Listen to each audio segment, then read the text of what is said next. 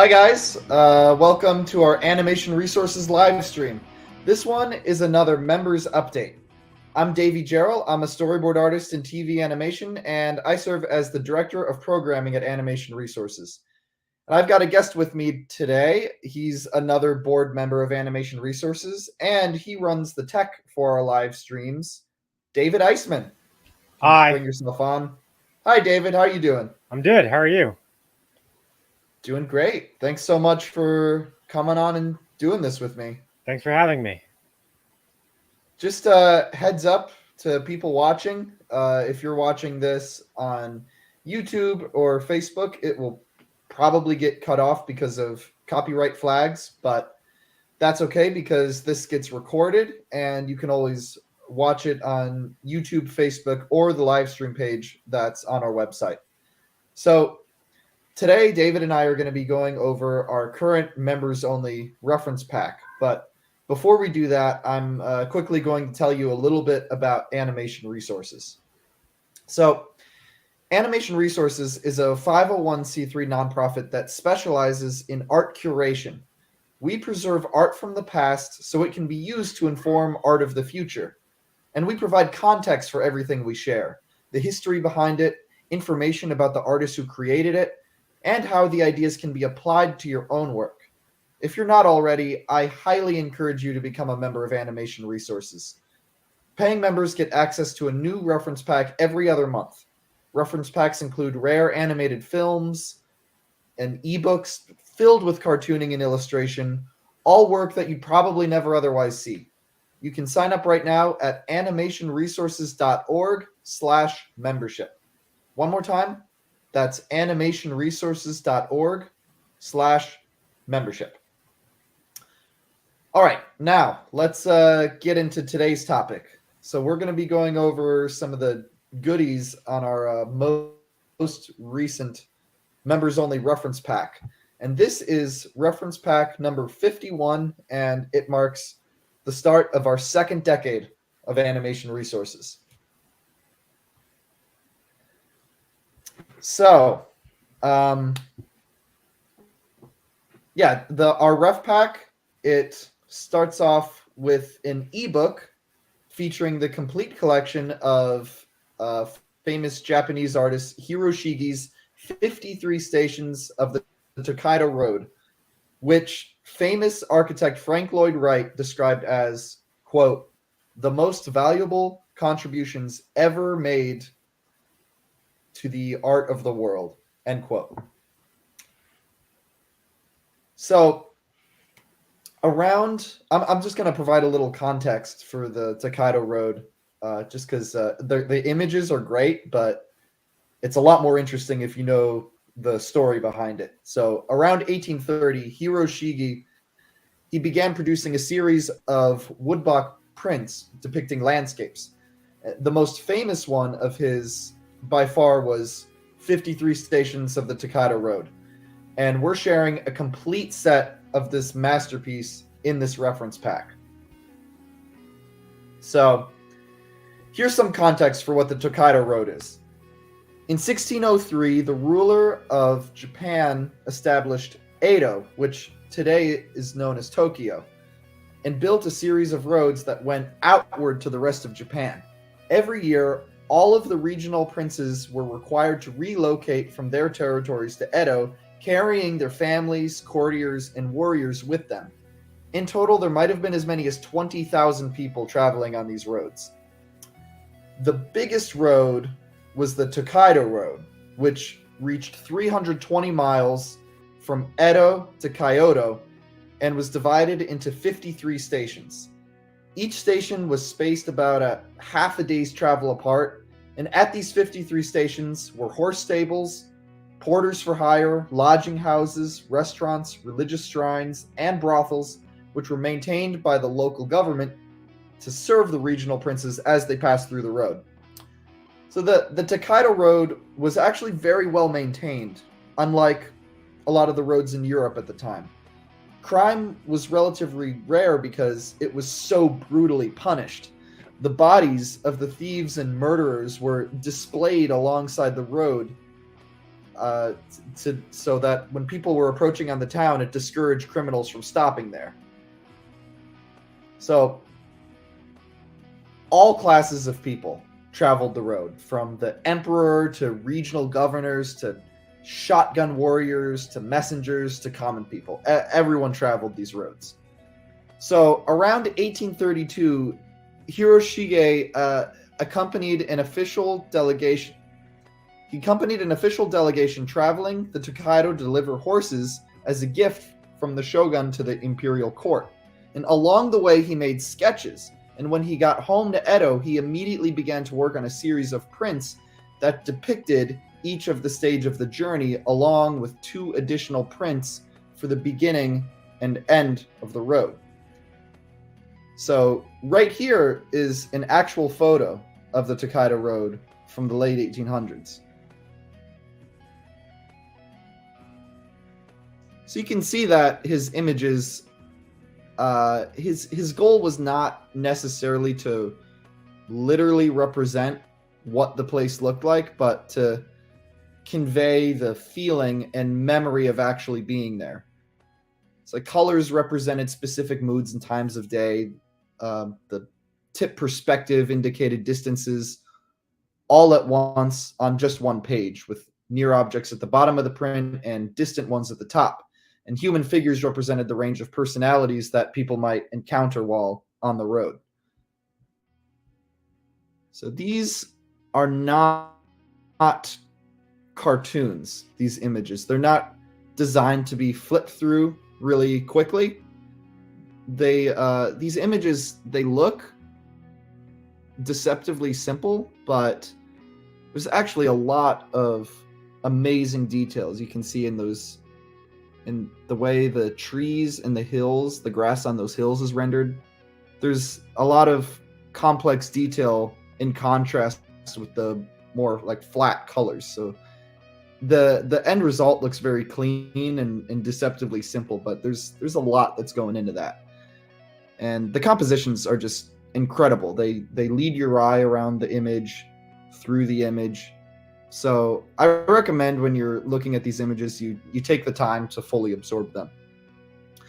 And another thing to consider is that Japanese people read images from right to left and not left to right. So, in American cartoons, we're used to staging everything. Everything's always moving left. The story is always moving left to right. It's just what we intuitively, we look left to right because that's how we read. And it's the other way in Japan. So most of these images have kind of a through line that goes from right to left. So like you can see here, they're, walking up the hill from the right to the left. So that was the Tokaido Road. And, those are just a few of the just absolutely incredible images. And the whole thing is in this reference pack. I recommend getting a membership, if for no other reason, just to download the complete set of the Tokaido Road. It's incredible. I feel like I've only just scratched the surface of what there is to get out of it. But, I've got it saved on my hard drive, and I'll be able to refer to it for the rest of my life. So the next thing in this reference pack, in the featured video section, is a cartoon from 1954 called It's Everybody's Business. It was produced at John Sutherland Productions and directed by Carl Urbano. Again, just a little context. John Sutherland, he started off working for Disney, then he left to open his own studio in 1945. He produced animated shorts for United Artists as well as industrial and propaganda films. Between 1945 and the mid-1960s, his studio averaged about 20 films a year, and the films mostly promoted the values of capitalism and the American way of life.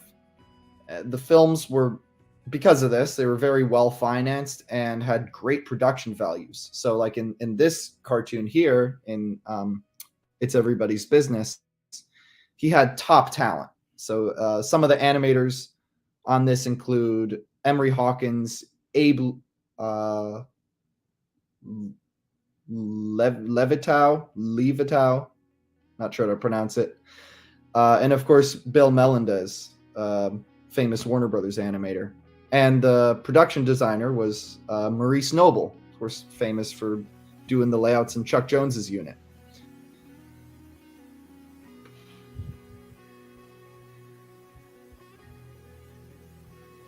So yeah, you can kind of see. This is 1954. I think there's a UPA influence here for sure. The character designs are very flat, simple, but they're appealing. The compositions are great. I like the staging. It's kind of. I like the staging of this box, this shadow box, that draws your eye to the characters in the right screen, and then it balances well with this slight, also angular shadow to the left of the screen. Yeah, I looked at this for a while before I noticed that, because I just you immediately look at the light in that lopsided square in the middle, but then you can see that there's light on the very left too. Mm-hmm. It's like the shadow makes a very interesting shape that kind of organizes the characters. It also creates kind of like a three-dimensionality where it almost looks like a cube that's disappearing into the far distance. Like if you look at this point leads to this point, this point leads to this point, and this point leads to this point. Yeah.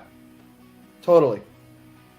And I also like the rendering technique of the characters in the background don't even give them color. Mm-hmm. I mean, that's something that's been used in cartoons for decades. Of course. Yeah, so it's definitely the very flat pop art style of the mid-century that was very popular. Mm-hmm. And it moves great too. Oh yeah, it moves very fluidly. Watching it, I love the character designs of those. The character designs are hilarious. Women. Yeah. The lines of action are interesting. It's interesting how the two women balance each other, just in terms of like the open space between their designs, like how her arm is connected to her arm. Mm-hmm. Yeah, I wouldn't think to do that, but it works for this composition. Because usually you want to avoid tangents, but I guess there's a slight overlapping of the woman in pink. I think that arm is slightly in front. I think it's supposed to be. It looks like they're in the same plane. Yeah. Okay. It's great dimensional staging while looking deceptively flat. Next in our reference pack is our international section. So this time we have cartoons from Germany, Russia, Croatia, and Czechoslovakia. So first is a cartoon called Stompy from 1964. It's made by the same person who made the adaptation of A.A. Milne's stories about Winnie the Pooh that was in the previous reference pack. Stompy is a children's film, though the director was also known for making adult satires. And the design in this film is absolutely brilliant. The way he uses flat areas of color surrounding very complex textures. And, this character, he looks like fuzzy. You just it's visceral. You want to pet him or scratch him. Look at that. The composition is so simple if you just break that down into its shapes. I like it's almost kind of like if you've ever seen those paintings where the entire thing is painted black and then they erase it. So it's like gone from a negative instead of an additive. Oh yeah. Yeah, they both kind of have that look to them, don't they? Mm-hmm. Because it's very monochromatic. And the backgrounds are like very, very plain, but they're not like a basic white background. Like you can see the brushstrokes are in a curve. Like they're kind of doing this curving thing. But you know, it's subtle though, so it's all your attention is on the characters. And I don't know, something about the way they texture these characters, it just I makes the love the shapes texture. that It much more creates like appealing. fur. It's like it definitely also creates like some more three dimensionality, especially on those bunnies' ears. Like the shading is Mm-hmm. crazy. Mm-hmm. And it's also soft, like like it's not like if you're looking in those UPA films, like it's characters and they're inked, and you have these distinct ink lines. So Oh yeah, surrounding the shapes. those were angular and had like thick outlines. Yeah, like This there's is no all outline just here. yeah. That's a good point. It's just texturing.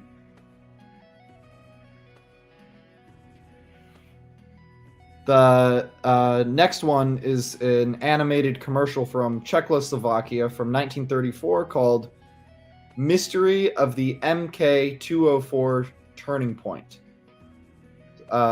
Steve had mentioned there's not much known about the story behind this one, but it's a trip to watch.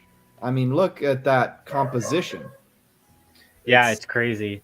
Just the way that the perspective on it, like it's this weird downward a perspective angle. The windows are so weird. Yeah, the windows are in a lot of different perspectives. I always like images that have multiple perspectives at once. Mm-hmm. Plays with the Like eye. it's impossible. I mean, you might as well do things in animation that are impossible in real life or with a camera. Of course, like why is the crucial question? Why are you animating it instead of just doing it live action? Yeah, yeah. Where else are you going to get a room that looks like that?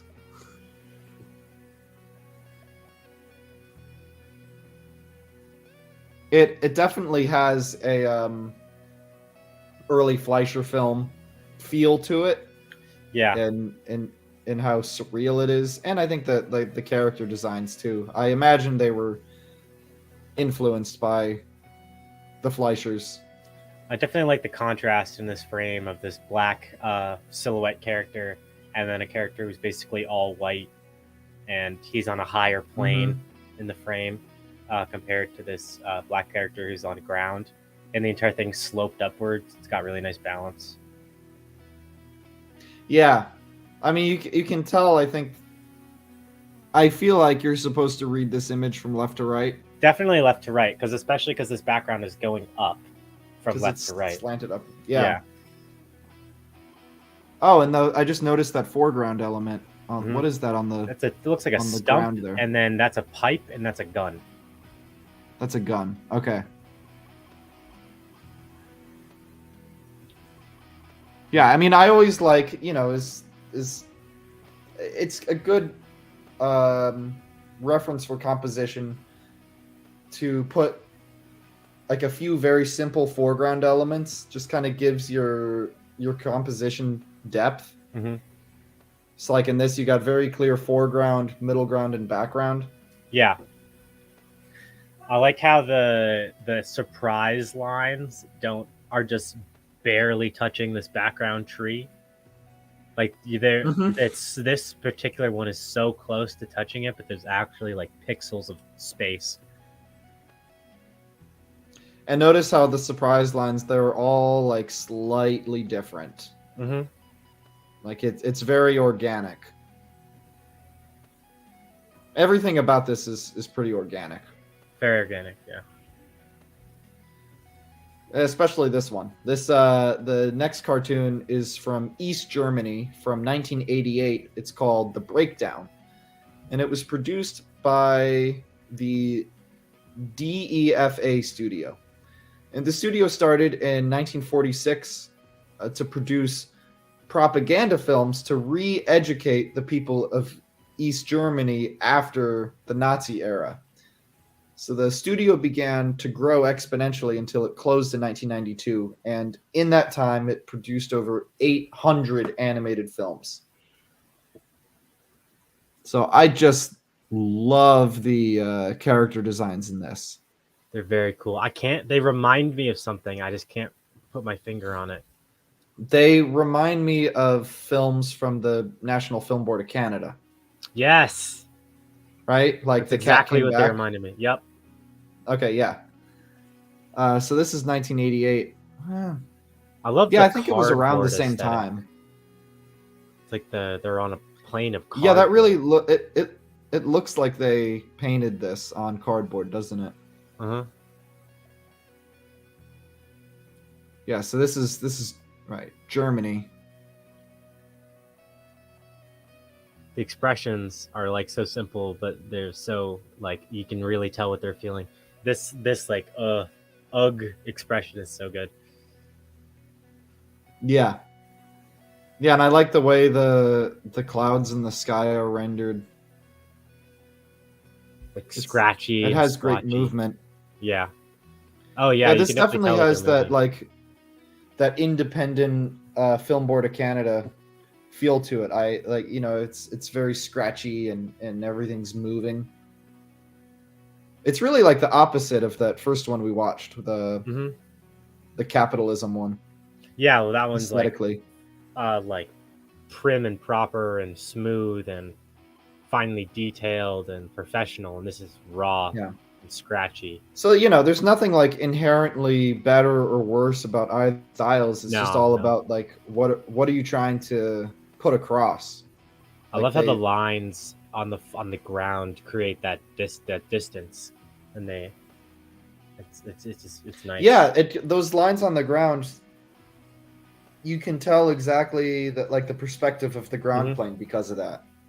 It's just a few marks that accomplish a lot, and the shadow too of the rope that he's holding. Right here, and then the shadow under the guy too. It's very simple. Like it's small shadows, small lines. Mm-hmm. And the way the shading is done, Hmm. that's like under his arm, it's shaded, and under here, like it's rendering shadows in every frame.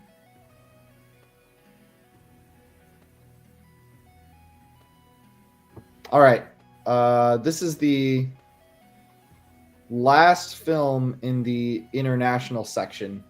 It was produced in Croatia in 1967. It's called The Rise and Fall of Horatio. So this cartoon is part of a series of cartoons featuring the character Professor Balthazar, an old man who solves problems for his friends by creating inventions with a magical machine. The series ran from 1967 to 1973 all over the world, and 59 episodes in total were made.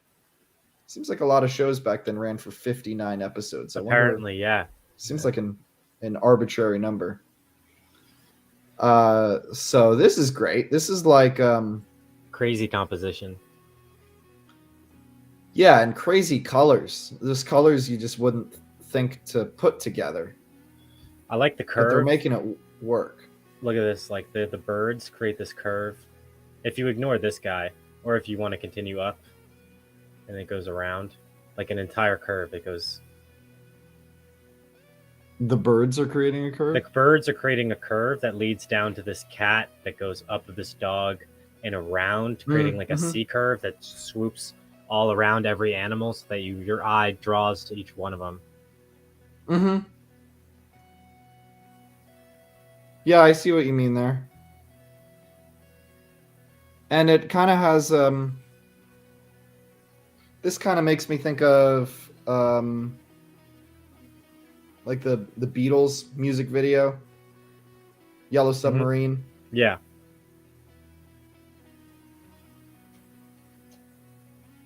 It's 1967. Yeah, it has a very 70s aesthetic. Mm-hmm. Oh wow. Yeah, look at that. That's just amazing. That's crazy. That's like an acid trip. Yeah. Yeah, I think these colors. I love the simplicity of this wave into the psychedelic. ear, where the ear is like really detailed and got strong shading. and Mm-hmm. that wave thing is more just a dark blue to light blue gradient. Mm-hmm. And I think that character right there is the Professor professor Balthazar. Balthazar. Yeah, so he's the reoccurring character in this series. Yeah, I would assume there's a Dali influence. I could definitely see that.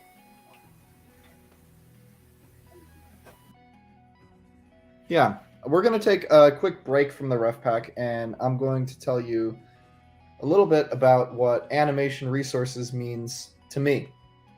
So, when I first discovered animation resources, I was a student studying animation at USC, and I thought I knew all about what it took to be a professional animator. I mean, I was getting good grades. That was enough, right?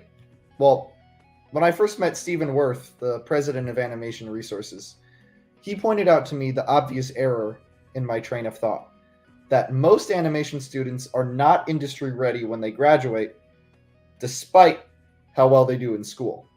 I learned a lot in school, but it definitely doesn't teach you everything you need to know to be a professional.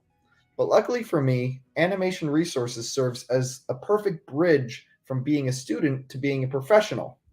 In school, I learned the mechanics of animation and drawing. I learned how to use some programs, but the part that was missing was how to be creative.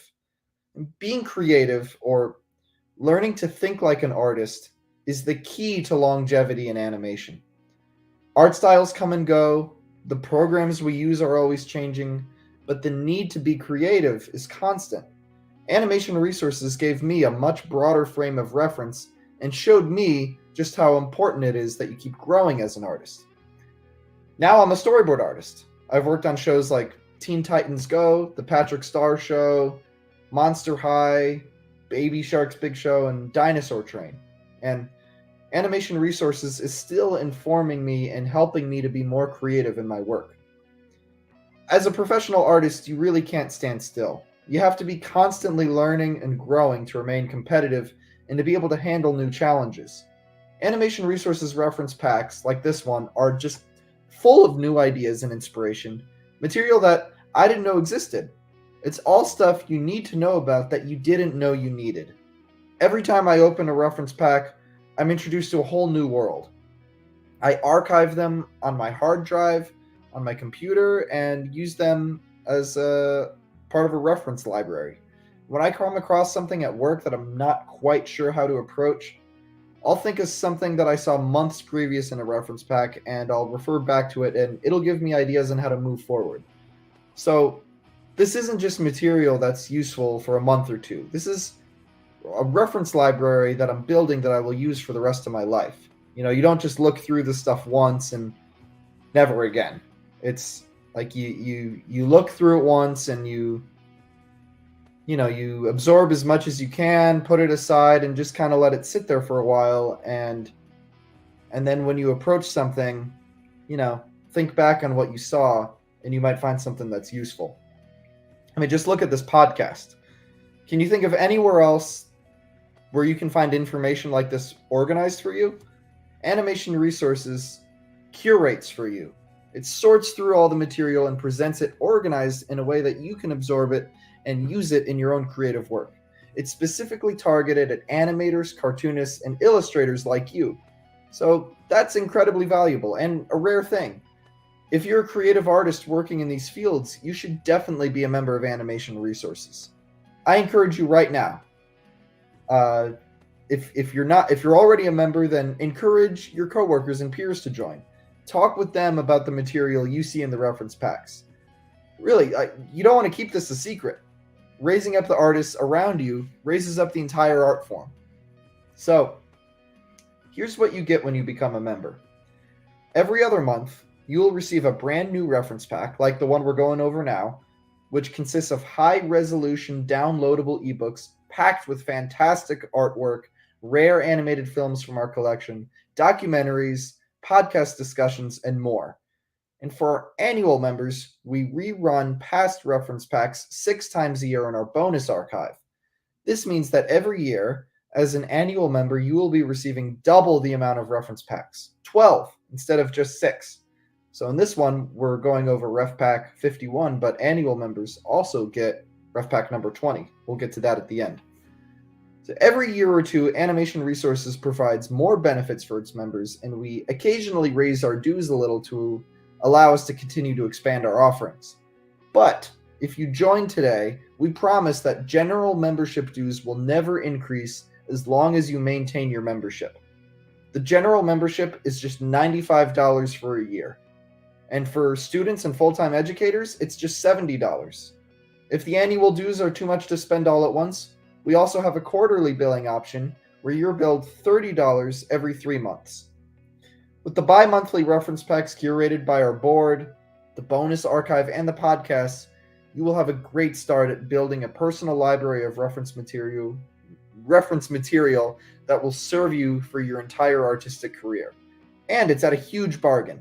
But the best part is you'll be supporting a 501c3 nonprofit organization that is run by artists like me and David and for artists. If you're a creative person, you should definitely be a member of Animation Resources. I don't know how long it would have taken me to get my first job without this incredible organization.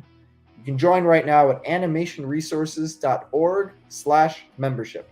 That's animationresources.org/membership. All right, jumping back into our reference pack. Next is our anime section. At this time, we're featuring 2 episodes from the 1964 series called Big X.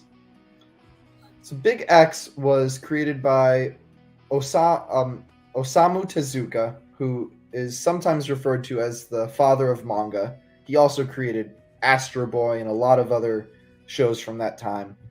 And again, 59 episodes were made of Big X, and in this reference pack, we're sharing episodes 41 and 50.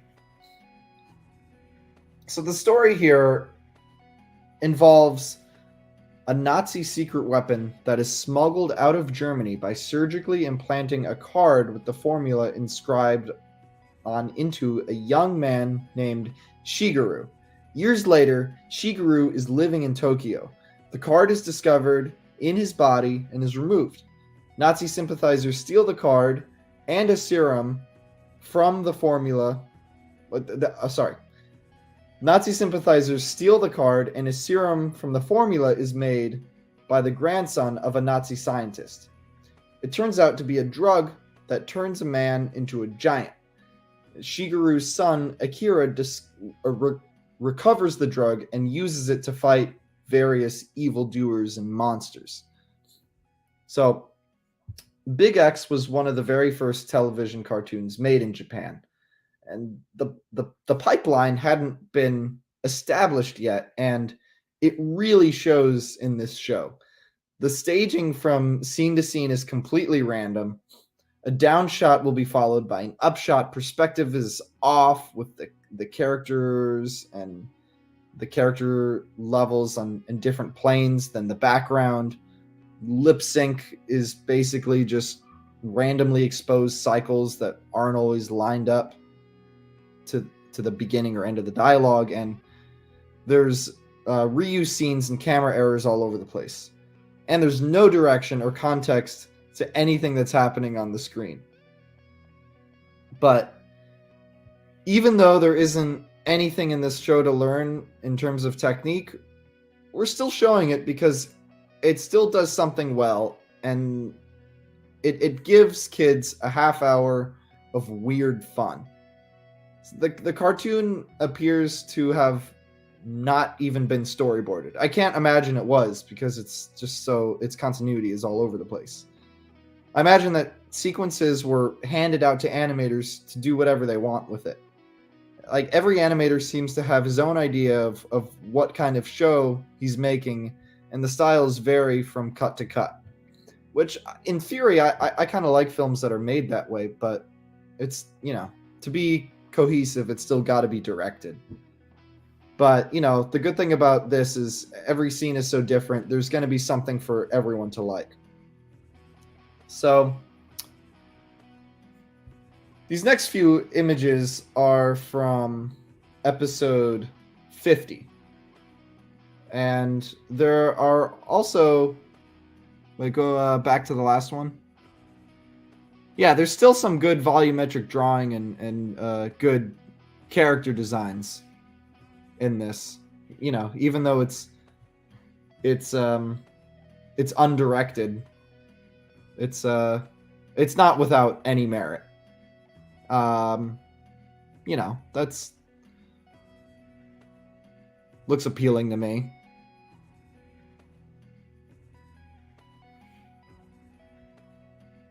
So, you know, you don't watch this looking for sophisticated storytelling as in these cartoons. It's Sorry about that. My What computer was like glitching out like talented crazy. I had experienced lost people- control of my mouse.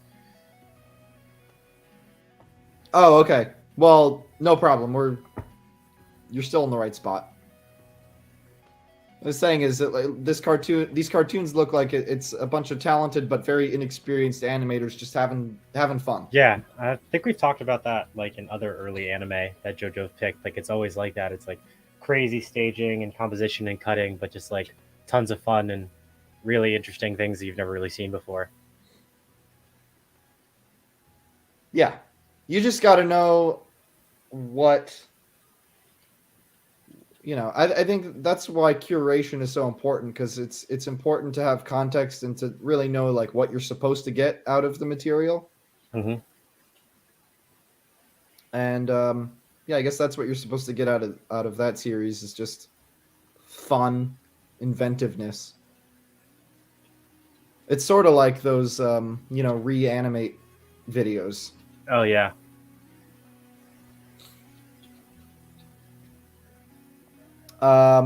Next thing in this reference pack is an analysis of camera pans in trucks in animation.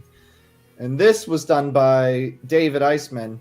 So is your computer Yeah, no, good? I'm good now. I don't know what happened. Like my mouse just like disappeared and I was like fighting to get it back. But I'm Okay, good cool. Well, take it away. I will. I read your article, but I'm looking forward to hearing you explain it. Yeah, I'd love to like for you to talk about it too while I'm speaking, just like have it be a discussion Sure. instead of me just explaining it. So like my article is about trucks and pans. I was going in to include tilts too, but I just couldn't find enough examples to like justify it. Eventually, I'm gonna do an article that's just all the things I wanted to that I thought about of my other articles but later, and just like an addendum. It'll be an addendum article. So basically, like there's many types of trucks and many types of pans.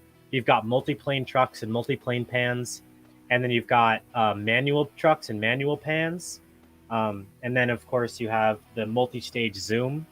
So there is a difference between zooms and trucks that a lot of people don't actually think about, which is planar rotation. Yeah, that's something that I've always, I guess I've known, but I've never like put those differentiated terms to it. Mm-hmm. So like if you're like walking towards something and you have multiple planes, so let's say you're walking down a road in the forest, and there's a whole bunch of trees lining you. As you walk down, those trees are actually going to rotate. They're going to rotate toward the camera. And as you walk away, they're going to rotate away from camera. And the same thing happens in a pan.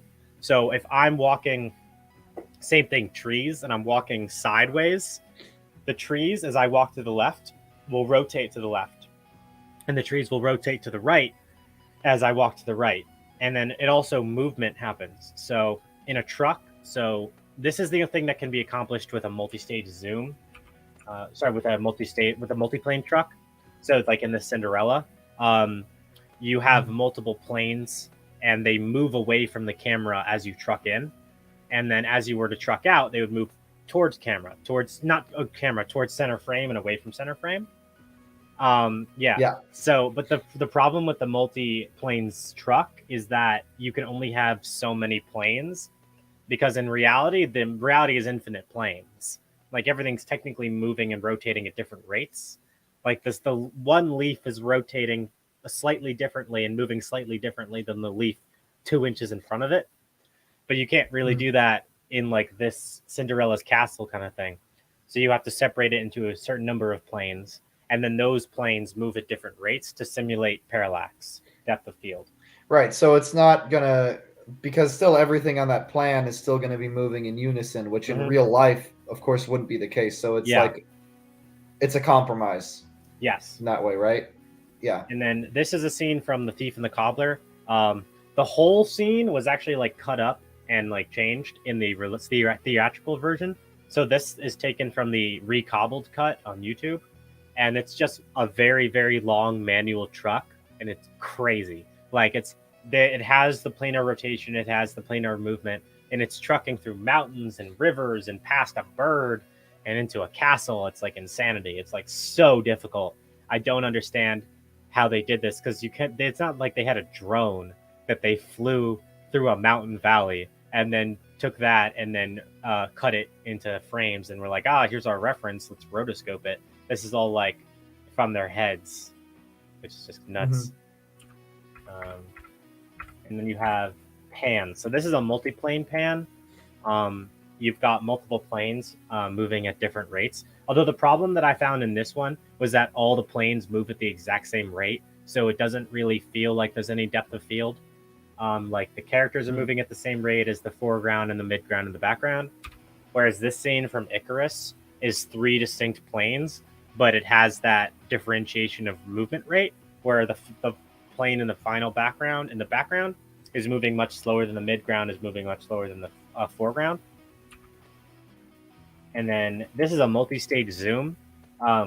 So like, if you don't want to do a multi-plane truck and you don't want to do a manual truck like Richard Williams, you can do something called a zoom, which is you just have a really, really large image and then you zoom into it, and then you have it being really large so that you don't lose any resolution. The problem with that is obviously it's a still image, so there's no planar movement and there's no planar rotation.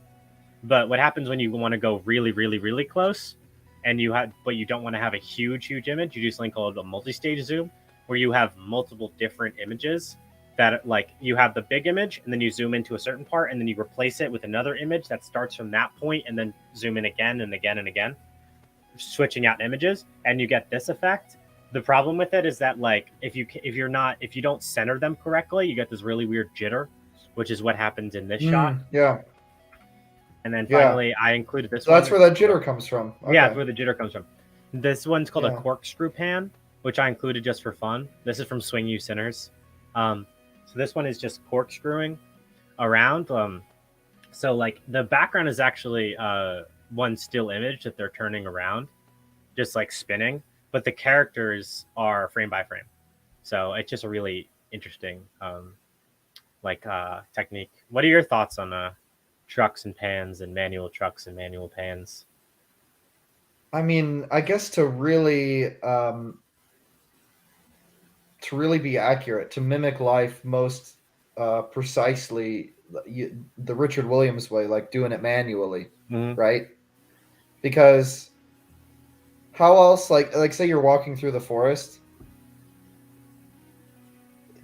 to get it accurate, because the images rotate, so you kind of have to draw frame by frame, right? Because a flat drawing won't rotate; it'll just push and pull. Because the perspective is always going to be changing. It's really weird to think about. You don't think about it in your normal day. Preparing for this article, I literally would just, like, whenever I would come across like trees that were lined up, I would just start shuffling, like really slowly, just shuffle next to them. No, it's true. It's not stuff you think about. And I think we rely so heavily on cheats when we are, making films, which I get why, because I think you mentioned it in your article, like what Richard Williams did was technically, like, astounding. Yeah. But does it add anything to the viewing experience? Does the audience know? Like, does the audience know this is the thing that happens? Do they care? Like, right. Because they see it in live action. It's something they take for granted because it's how sight works. If I was to ask someone, like, when you're walking from left to right across a field of trees, do the trees rotate? They're probably going to say no. Right. Right. So And when we see these cheats in animation all the time, I don't think we buy it. Mhm. Like I don't think we think twice about it. No, of course not. Like no one thinks twice. So I enough wonder, about it. like, if it's like really important for this story, for this moment, that there's a lot of like realistic depth, then I can see like, all right, then do the Richard Williams manual Yeah. method. But I just did like where he uses it in the movie doesn't feel that impactful. It's just transition. It's a transition from the city to One Eye's castle. well, then, yeah, he might have just been having fun. I think he was just having fun. He was trying to show that he could do it. Yeah. Which I guess like any animator will watch and will appreciate, but I don't know, definitely like, the any general audience animator would will really watch notice. it So and be like, "That's amazing." yeah. All right. Well, thank you. Next is sidetrack section. I know we used to call this slapstick section, but it's broader than that. It's a section that really anything that doesn't fit into our other standard sections. So this time we featured 4 films by abstract filmmaker Hans Richter. This first one is called Rhythmus 21 from 1921, and it's one of the very first abstract animated films. He also made live action films and pioneered the use of double exposure, opticals, and montage techniques that would later become standard in German expressionism films a few years later. This film here is this still is from Ghost for Breakfast from 1927. Next is Inflation. This is a film from 1928. So, one thing about these films when you watch them is they might look primitive and crude today, but at the time they were groundbreaking, and he invented all the techniques that he used in these. He described the process of making experimental films in the early days as an, quote, eerie experience, like walking into an empty room with no space. So, and the last one is Race Symphony from 1928. And also in this rough pack, we're sharing an interview with Richter that was done in 1972. Richter had an interesting take on filmmaking's relationship to classical arts like drawing and painting. He said that film is the, quote, conscious articulation of time, end quote. So you can tell just from that he very much thought like an animator.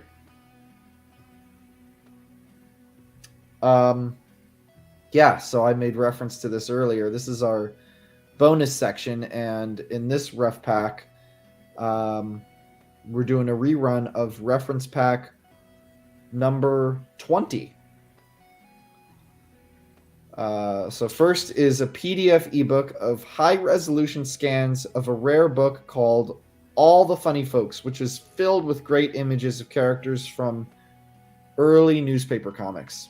As far as like funny and cartoony drawings go, those early newspaper comics are as good as they get. Next is 2 films by the great comedian and stop-motion animator Charlie Bowers. The 2 films are He Done His Best and Wild Rumor. And finally, a Popeye cartoon called Puppet Love in HD. So that's reference pack number 51. If you're not already, I highly recommend becoming a member so you can download all of this material and all future reference packs too. So we're going to wrap this up by showing a cartoon. It's another John Sutherland Productions cartoon, also directed by Carl Urbano. called The Littlest Giant, and it's from 1957.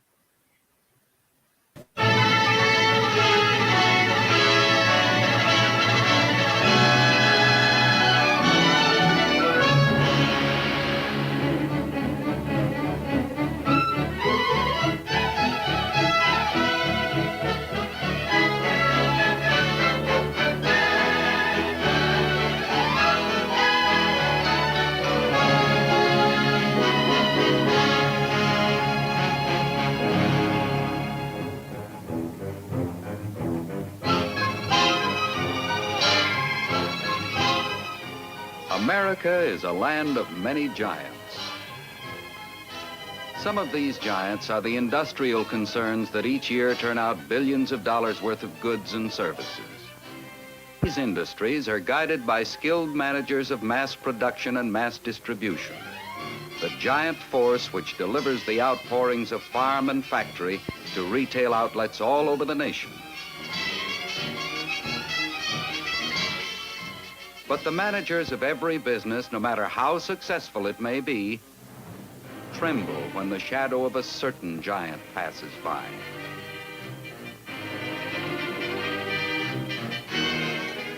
This giant casts his shadow over every business in the land. A snap of his fingers, and industries vanish. A wave of his hand, and new ones appear. And who is this colossus, this earth shaker? Edgar Q. Smith, that's who. Hey, that's me. I'm Edgar Q. Smith. Right, Edgar. You're the littlest giant, but the most powerful of all, the American consumer.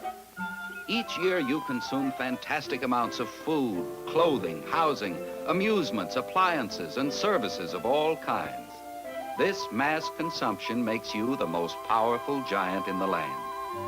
And you have the best tools in the world to work with. On the job, that is. These tools make you the world's most productive worker. And the money you earn gives you the purchasing power that makes you a real giant. What do you know? So I'm a giant. Uh-oh. Looks like you'll have to apply a little of that important purchasing power.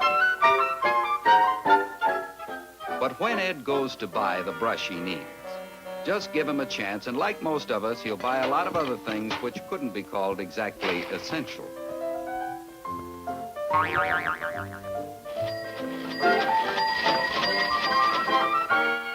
So the loose money in Ed's pocket usually doesn't last for long. Then how can Ed Smith, consumer, maintain a savings account and still make all the big purchases that support the nation's industry? How can he plan on sending a boy through college and still buy these major appliances? And minor ones as well. Well, the big reason is that Ed can buy the things he needs and wants on a pay-as-you-go basis by using consumer credit that is available to him in many forms.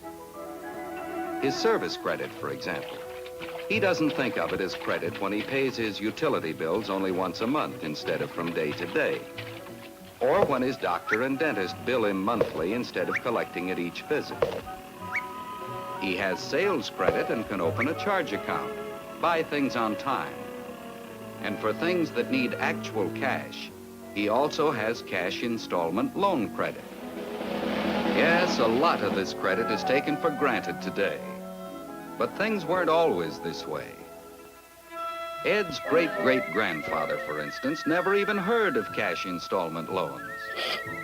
For one thing, cash wasn't nearly as important in those days when a keen eye and an ounce of powder were all you needed to put meat on the table. In colonial times, families produced the necessities of life with their own labor. Even when they moved west, cash wasn't very important. Neighbors could help each other with most things. A man didn't need much cash when he could trade the things he produced himself for whatever he needed. But then people began moving into cities and working for wages.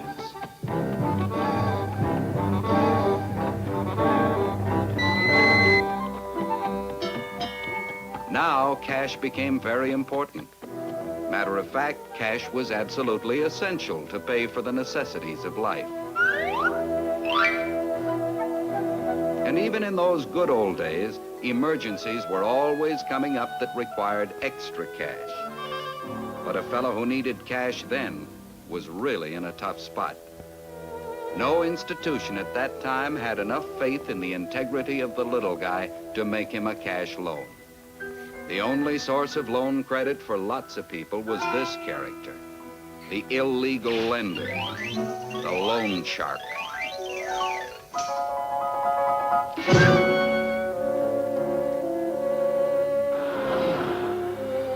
However, the fellow who needed a cash loan wasn't without friends.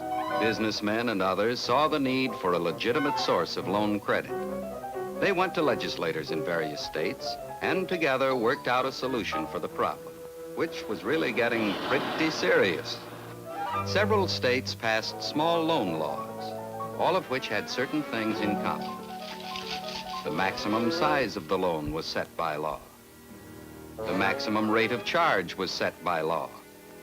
Charges were to be made only on the unpaid balance, and the loan could be repaid at any time without penalty.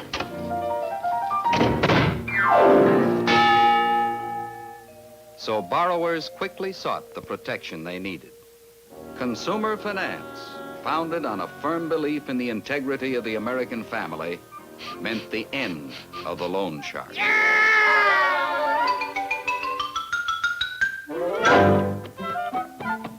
After this pioneering effort, other lending agencies entered the field.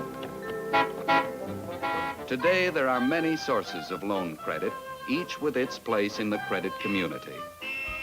Consumer finance companies specialize in cash installment loans, made on a personal basis with little or no security required. Over 9,000 of these offices make more than 10 million loans each year, one for every 7 families in the United States. Most borrowers are just like Ed, stable citizens of the community. They borrow money for lots of reasons: to pay for moving expenses, for the upkeep and repair of homes, to help a son or daughter through school, or to aid friends and relatives. Some people borrow cash to pay for travel and vacations, and many others use cash to consolidate their bills into one monthly payment they can handle. Others use cash loans to take advantage of timely bargains. Every day, thousands of people just like Ed borrow money from consumer finance companies to pay bills or to make cash purchases. Consumer finance companies provide many services. For instance, the customer learns how to budget his income according to an orderly plan. He learns how to solve his financial problems. And there are many other services, too. Now, to give Ed a better understanding of what it costs to provide all these services, we'll put him in the business of lending money. Who, me? That's right. And we'll give you $100,000 Oh, boy! to lend, Ed. Oh, boy. And let's say you specialize in large loans to businesses and corporations. After you check on the company to see if it's a good risk, you lend your $100,000 all at once. You enter this one loan on your books. At the end of the loan period, the money is repaid. Now, what must you charge that borrower to pay for your cost of doing business and earn a reasonable profit? Good risk, one set of books, small staff, handled the loan just 2 times. Let's figure it out on this little Daisy computer. Well, with my low cost of doing business on this one big loan, I can charge a low rate and still earn a profit. Now, if you're going to loan $100,000 in the consumer finance business, instead of one big loan, you'll have to make nearly 500 individual loans. All applications have to be processed, too, whether you make loans or not. You need a lot of help to do this, as well as to keep track of the payments every month. And because you have a personal service business, personal service is what you have to give. By the time your $100,000 has been repaid, those 500 loans will require more than 10,000 bookkeeping transactions. So now, what's your cost of doing business? Well, with 500 loans and 10,000 transactions, it's bound to be higher. That's right. If you're in the business of making big loans to a few people, it's a kind of wholesale operation. Making loans in small amounts to a lot of people is a retail operation. So your rate of charge will have to be enough to pay for all the services you provide and earn a reasonable profit.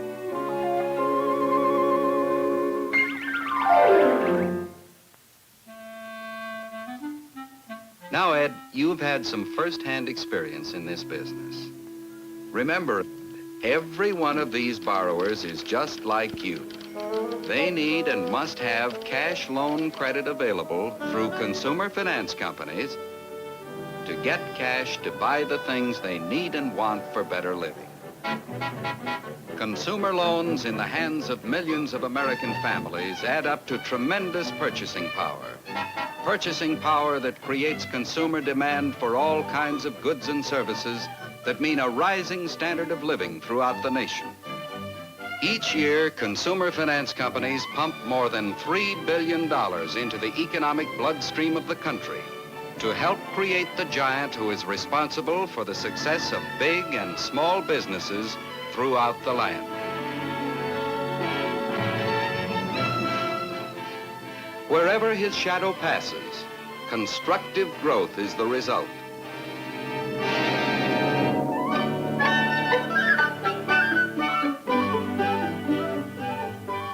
And who is this giant? None other than the American consumer, the littlest, yet the most powerful giant in the land.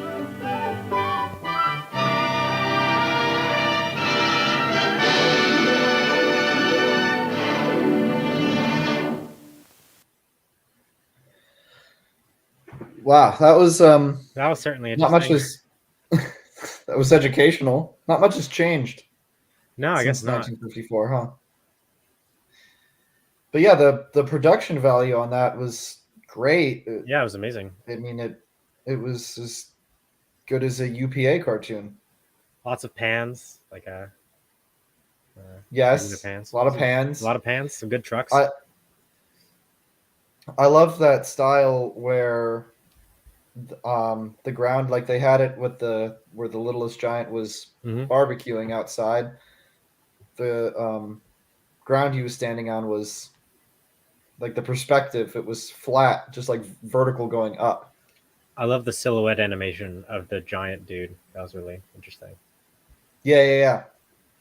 I liked the zoom into the really office when they like transparent. They made the glass gradually transparent and like zoomed in through it. That was cool. Mm-hmm. And the way they organize elements, like background elements in this style, it's just very clean and crisp. Where they'll have like a block of color behind a set of details. Yeah. Another block of color behind these set of details. It just makes everything so easy to read. Yeah, it was very easy to read. And the fact that the characters are flat just didn't bother me. Like I love the UPA style. Yeah, and they were so well animated. Mm-hmm. And that I think a style like a really crisp, sort of simplistic style works for this sort of educational video. Yeah, I agree. Because it's all about clarity. And they did it with appealing character designs too. So thank you, David, for joining me and for running the behind the scenes. And also thank you to everyone who's watching. And a huge special thanks to our members. Without you, none of this would be possible.